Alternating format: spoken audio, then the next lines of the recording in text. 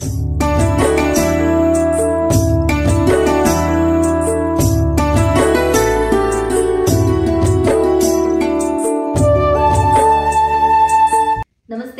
Welcome to ప్రణతి మనసు పలికే.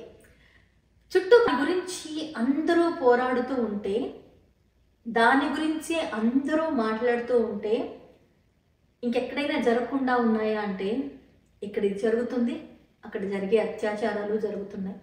ఎలా అవుతుంది? మార్పు మనలో రావాలి. ఖచ్చితంగా మార్పు ఎవరికి వారిలో రావాలి అనేది నేను నమ్మే మాట. అది నాదుడు లాంటి వాళ్ళు చాలా మంది ఉన్నారులేండి. ఇక్కడ పెట్టి కయ్యాలు పెట్టి కాస్త తృప్తి పడేవాళ్ళు. పక్కన పెడితే నారదుడు ఒకరోజు భూలోకం సంచరించడానికి వచ్చాడు. తప్పుతుందా, ఇప్పుడు వెళ్ళి కనుక్కుంటాను అని చెప్పి అక్కడి నుంచి కైలాసం నుంచి రాసేస్తాడు అన్నట్టుగా సేమ్ కంప్లైంట్ శ్రీ మహావిష్ణువు కూడా ఇస్తాడు. ఏదైనా రాస్తే నా రాతకి తిరుగులేదు, పైగా నేను రాసిన రాత ఏం చేసేది లేక అక్కడి నుంచి చేస్తానని. కానీ 2019 దాకా నాకు ఏ ఆలోచన లేదు. నమస్తే, వెల్కమ్ టు ప్రణతి మనసు పలికే. చుట్టూ ప్రపంచంలో చాలా జరుగుతున్నాయి. నిజంగా మారితే బాగుండు అనిపించే మనసులు ఎన్నో ఉన్నాయి. అయితే చాలామంది మీరు వీడియోస్ చేస్తున్నారు, రీల్స్ చేస్తున్నారు, ఇది ఎక్స్ప్లెనేషన్ అయితే ఖచ్చితంగా కాదండి. ప్రపంచంలో చాలా జరుగుతున్నాయి కదా, మీలో మంచితనం లేదా, మానవత్వం లేదా, మీరు నలుగురికి సహాయపడరా, వీటి గురించి వీడియోస్ చేయండి, వాటి గురించి వీడియోస్ చేయండి. Thank you all. ఎవరైతే సజెషన్స్ ఇస్తున్నారో వాళ్ళందరికీ థ్యాంక్ యూ. కానీ ఏంటంటే చుట్టూ ప్రపంచంలో జరుగుతున్నాయి. మన కోల్కతాలో ఏదైతే జరిగిందో అది నిజంగా చెప్పాలంటే చాలా బాధాకరమైన విషయం. అలాంటిది జరగాలని ఎవరూ కోరుకోరు. కానీ దాని గురించి అందరూ పోరాడుతూ ఉంటే, దాని గురించి అందరూ మాట్లాడుతూ ఉంటే, ఇంకెక్కడైనా జరగకుండా ఉన్నాయా అంటే ఇక్కడ జరుగుతుంది, అక్కడ జరిగే అత్యాచారాలు జరుగుతున్నాయి. ఎలా అవుతుంది? మార్పు మనలో రావాలి. ఖచ్చితంగా మార్పు ఎవరికి వారిలో రావాలి అనేది నేను నమ్మే మాట. అది నా అభిప్రాయం మాత్రమే. అందరూ అలా ఆలోచించకపోవచ్చు. అయితే మారడానికి మనం ఏం చేయాలి అంటే మంచిని స్ప్రెడ్ చేయండి. ఖచ్చితంగా మంచి మాట్లాడండి. ఎందుకు నెగిటివ్ మాట్లాడాలి? ఎందుకు నెగిటివ్ కమెంట్స్ పెట్టాలి? ఎందుకు ఎదుటి వాళ్ళ గురించి నెగిటివ్గా ఆలోచించాలి? అది మార్పు మనలో రావాలి. ఆ మార్పు కోరే 4 మంచి మాటలు చెప్తే, 4 మంచి వీడియోస్ చేస్తే, నలుగురికి చేరితే బాగుండు అన్న ప్రయత్నమే నా మాటే మంత్రం కానీ పలుకే బంగారం కానీ. సరే, అర్థమై ఉంటుంది కదా. ఇవాళ పలుకే బంగారానికి కథ చెప్పాలని రెడీగా ఉన్నాను. అయితే ఆలస్యం చేయకుండా ఇంకా కథ చెప్తాను. రండి, వినండి. నచ్చితే నలుగురికి ఖచ్చితంగా షేర్ చేయండి. మంచి అని అనిపిస్తే నిజంగా నలుగురికి షేర్ చేయాలి అన్న మనసు కూడా ఉండాలి.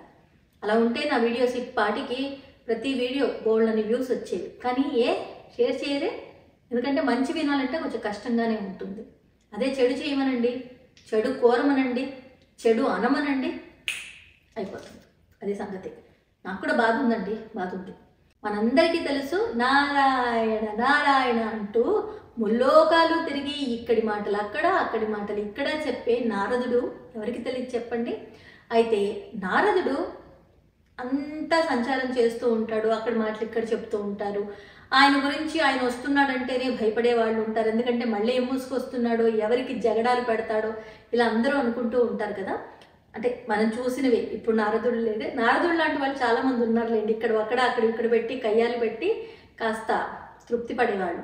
పక్కన పెడితే నారదుడు ఒకరోజు భూలోకం సంచరించడానికి వచ్చాడు. అలా సంచరిస్తూ ఉండగా ఆయన కాలికి ఏదో తగులుతుంది.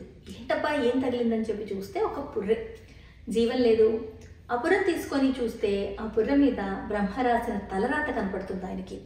అందులో ఆ పుర్రె 3 లోకాలు సంచరిస్తుందని కూడా రాసి ఉంటుంది. అది బాగా అట్రాక్ట్ చేస్తుంది నారదుడిని. జీవం లేదు, కాళ్ళు చేతులు లేవు, రెక్కలు లేవు, ఎలా వెళ్తుంది ఈ పుర్రె? ముల్లోకాలు ఎలా సంచరిస్తుంది అన్న సందేహం ఆయన కలిగి ఆ పుర్రెను తీసుకొని అలా స్ట్రైట్గా ఏం చేస్తాడు, కైలాసానికి వెళ్ళిపోతాడు శివుడిని అడుగుదామని. శివుడి దగ్గరికి వెళ్ళి, శివ, మా నాన్న రాత రాశాడు, తలరాత. ఆ తలరాతలో చాలా ఆశ్చర్యం కలిగించిన విషయం ఏంటంటే, జీవం లేని ఈ పుర్రె, కాళ్ళు చేతులు లేని ఈ పుర్రె ముల్లోకాలు ఎలా సంచరిస్తుంది, ఎలా సాధ్యపడుతుంది, ఏది పడితే అది రాసేస్తాడా, ఏమైనా నీకు తెలుసా దీని గురించి అన్నట్టుగా శివుడిని అడుగుతాడు. అప్పుడు శివుడు వెంటనే అది చూసి, ఇది ధూమకేతు మహారాజు పుర్రె, ఇతను ఆగడాలు ఎక్కువైనందుకు శ్రీ మహావిష్ణువు ఈయన్ని వధించాడు. అయితే మెళ్ళో కపాలం వేసుకున్నంత మాత్రం నాకు అన్నీ తెలిసిపోతాయేంటి, అసలు ఆయన ఎందుకు వధించాడో, తర్వాత తలరాత ఎందుకు అలా రాసిందో నాకు తెలీదు, కావాలంటే నువ్వు మహావిష్ణువు దగ్గరికి వెళ్ళు, శ్రీ మహావిష్ణువు ఏమైనా నీకు సమాధానం చెప్తాడేమో అని చెప్పేసి శివుడు అంటాడు. ఇక ఈయన లోపల గునుక్కుంటాడు, ఏదో నీకు తెలుసని వస్తే నువ్వు తప్పించుకున్నావు, నీకేం తెలీదు, సరేలే తప్పుతుందా, ఇప్పుడు వెళ్ళి కనుక్కుంటాను అని చెప్పి అక్కడి నుంచి కైలాసం నుంచి వైకుంఠానికి వెళ్తాడు. వైకుంఠానికి వెళ్ళి శ్రీ మహావిష్ణువుని కూడా సేమ్ ఇలాగే అడుగుతాడు. ఈ పుర్ర మీద ఈ తలరాత రాసుంది, ఈ తలరాత రాసినంత మాత్రాన జరుగుతుందా అంటే, ఈ పుర్ర కాళ్ళు చేతులు లేవు, ఎలా వెళ్తుందని అనుకుంటున్నాడు బ్రహ్మ, ఏది పడితే అది రాసేస్తాడా అన్నట్టుగా సేమ్ కంప్లైంట్ శ్రీ మహావిష్ణువు కూడా ఇస్తాడు.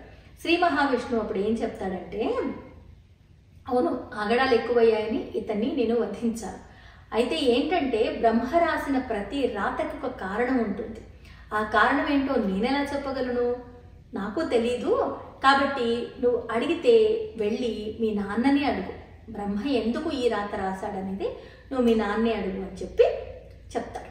చెప్పిన తర్వాత ఏం చేస్తాడు, ఇక తప్పదు అడగాలి, ఎవరిని అడగాలి, బ్రహ్మనే అడగాలి, ఆయన రాసిన రాతకి ఎందుకు అలా రాశాడు అని చెప్పేసి. మళ్ళీ సేమ్ అలాగే వీళ్ళిద్దరూ ఏం చెప్పలేదు కదా, కొంచెం డిసప్పాయింట్మెంట్ ఉంటుంది కదా, ఆ డిసప్పాయింట్మెంట్తోనే సత్యలోకానికి వెళ్ళిపోతాడు. బ్రహ్మ చాలా సీరియస్గా ఇంకో పుర్ర మీద తలరాత రాస్తున్నాడు, మరి జీవాన్ని పుట్టించాలి కదా, పంపించాలి కదా, మరి తలరాత సీరియస్గా రాస్తున్నాడు. అయితే పిలుస్తాడు నారదుడు, పిలిస్తే పలకడు, ముల్లోకాలకి వినిపించేలా అరుస్తాడు. అప్పుడు బ్రహ్మ తలెత్తి చూసి ఏంటి సంగతి అంటే, ఇదో ఏది పడితే అది నువ్వు రాసేస్తావా, ఎలా పడితే అలా రాసేస్తావా, అలా ఎలా కుదురుతుంది, ఈ పుర్రె 3 లోకాలు ఎలా తిరుగుతుందని రాసావు, ఏమైనా అర్థం ఉందా అని నిలదీస్తాడు.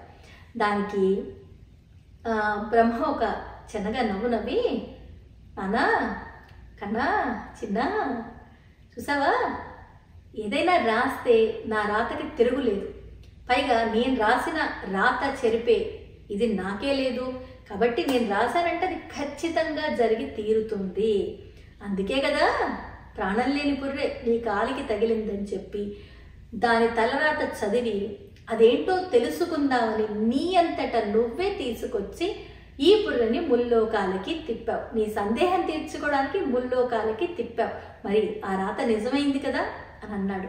ఏం చేస్తాడు నారదుడు, నాలుక ఖర్చుకొని ఏం చేసేది లేక అక్కడి నుంచి వెళ్ళిపోతాడు. సో తలరాత ఉందా లేదా, బ్రహ్మ నిజంగా రాస్తాడా లేదా, ఎవరి నమ్మకం వాళ్ళది, కానీ నిజంగా జరిగేది రాసుంటే మాత్రం మనం తప్పించుకోలేమన్నది మాత్రం ఒక రకంగా నిజమే. కాబట్టి ఈ కథలో మనం తెలుసుకోవాల్సింది ఏంటంటే, నిజంగా తలరాతలు ఉన్నాయి, తలరాత రాసే ఉంటుందని నమ్మితే ఆ బ్రహ్మరాతని ఎవ్వరూ తప్పించలేరు. నిజం చెప్తున్నాను, నాకు ఎన్నిసార్లు అనిపిస్తూ ఉంటుందో, నేను ఇండియాలో ఆర్జేగా వర్క్ చేసి యుఎస్కి వచ్చేసిన తర్వాత, మా చిన్నది పుట్టిన తర్వాత మళ్ళీ అసలు నేను మీడియా వైపు కానీ లేకపోతే వీడియోస్ చేస్తానని కానీ 2019 దాకా నాకు ఏ ఆలోచన లేదు. సడన్గా మా పెద్దమ్మాయి ఎందుకు ఖాళీగానే ఉన్నావు కదా, ఎవరి పనులు వాళ్ళు చేసుకుంటున్నాము, నీకు బోర్డు అంత టైం ఉంటుంది, కవితలు రాయని మా పెద్దమ్మాయి చెప్పడం, అలాగే TV5 మూర్తి తను బాగా యాక్ట్ చేస్తావు, చక్కగా ఎంతో కొంత డాన్స్ వచ్చు, టిక్టాక్ అని యాప్ వచ్చింది, వీడియోస్ చేయని తను చెప్పడం, ఖాళీగా ఉండకుండా ఏదో motivational videos or whatever నీ కవితల్ని చెప్పడమో ఏదో చేయమని చెప్పడమో, అలా మొదలైన నా ప్రయాణం ఇవాళ మంచి చేయాలి, మంచి వీడియోస్ చేయాలి అనేదాకా వచ్చిందంటే నేను ప్రయత్నం చేయలేదు. నిజం చెప్పనా, నాకు అసలు ఆ దిశగా వెళ్ళాలనే లేకుండా ఇంక అయిపోయింది, పిల్లలు చూసుకుంటూ ఏదో చిన్న ఉద్యోగం చేసుకుంటూ ఉందాం అనుకున్నా.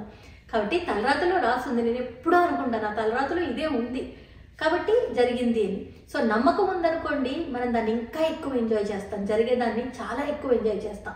నమ్మకం లేదనుకోండి, మనం అసలు అది జరుగుతుందన్న ఆలోచన కూడా మనకు ఉండదు. ఒకవేళ మనకు అది విల్లింగ్ ఉన్నా కూడా, ఇది చెయ్యాలని ఉన్నా కూడా, మన మీద మనకు నమ్మకం లేదనుకోండి, జరుగుతుందా, ఎందుకులే ఈ ప్రయత్నం, టైం వేస్ట్ అవుతుంది, ఇలాంటివన్నీ వస్తాయి. కానీ నేను నిజంగా నమ్మి చెప్పేది ఏంటంటే, విధి రాతను ఎవ్వరూ తప్పించలేరు, బ్రహ్మ రాసిన రాతను ఎవరూ తప్పించలేరు, ఆయనే మార్చలేడు. కాబట్టి భగవంతుడి మీద నమ్మకం ఉన్నవాళ్ళు, భగవంతుడు కాకుండా యూనివర్సల్గా ఒక పవర్ మనం నడిపిస్తుందని నమ్మండి. మంచి చేద్దామని ఆలోచనే ఉంచుకోండి. ఒకరి గురించి తప్పుగా మాట్లాడే ప్రయత్నం అస్సలు చేయకండి. ఒక్కటే మళ్ళీ మళ్ళీ నేను చెప్పే మాట ఏంటంటే, మనం ఏదైనా చేస్తున్నప్పుడు, ఒకళ్ళని తిడుతున్నప్పుడు, దూషిస్తున్నప్పుడు, చెడ్డ మాటలు మాట్లాడుతున్నప్పుడు, చెడు పనులు చేస్తున్నప్పుడు ఇదే మనతో జరిగితే మనకెలా ఉంటుంది అన్న ఆలోచన మనకు ఉందనుకోండి, బాగా ఆలోచిస్తాం మనం ఏదైనా చేయడానికి. భయం లేకపోతేనో, అవగాహన లేకపోతేనో తప్పులు జరుగుతాయి. భయం ఉంది, ఎవరో చూస్తున్నారు, ఏదో జరుగుతుందన్న భయం ఉన్నా, ఒకవేళ ఆ పని చేయడం వల్ల ఇన్ని అనర్థాలు జరుగుతాయన్న అవగాహన ఉన్న తప్పులు అనేవి జరగవు అనేది నాకు తెలిసింది, నేను మీతో చెప్పగలిగింది. ఇలాంటి మంచి మాటలు లేకపోతే మంచి విషయాలు ఉంటే నలుగురికి నేనేమనుకుంటానంటే, ఎప్పుడైనా మనం నెగిటివ్ స్ప్రెడ్ చేసే కంటే పాజిటివ్ స్ప్రెడ్ చేస్తూ ఉండండి. ఎప్పుడో ఒకప్పుడు గురి ఖచ్చితంగా ఎక్కడ తగలాలో అక్కడ తగులుతుంది. చెడువాడికి కూడా మంచి ఆలోచనలు వచ్చేటట్టుగా మనం చెయ్యాలి అంటే పాజిటివిటీని స్ప్రెడ్ చేస్తూనే ఉండాలి అనేది పూర్తిగా నా నమ్మకం. అందరూ అప్రిషియేట్ చేయాలని లేదు, అందరూ ఏకీభవించాలని లేదు, బట్ అలా ఏకీభవిస్తున్న వాళ్ళకి, ఇష్టపడుతున్న వాళ్ళకి, అలాగే నా వీడియోస్ చూసి ఎంకరేజ్ చేస్తున్న వాళ్ళకి మాత్రం మనస్ఫూర్తిగా ధన్యవాదాలు తెలియజేస్తూ ఇది ఇవాల్టి కథ.